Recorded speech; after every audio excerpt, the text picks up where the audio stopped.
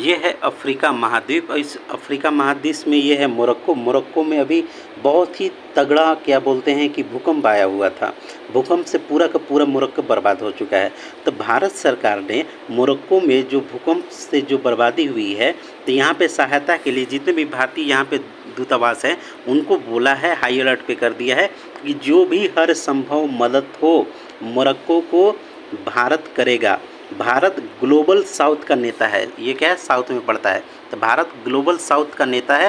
तो इस साउथ में जितने भी देश को अगर दुख होता है, दर्द होता है, तकलीफ़ है, कठिनाई है, तो भारत सरकार वहाँ मदद करने के लिए ज़रूर पहुँचेगी और अपने हिसाब से जितना हो सके उससे कहीं ज़्यादा मदद करेगी।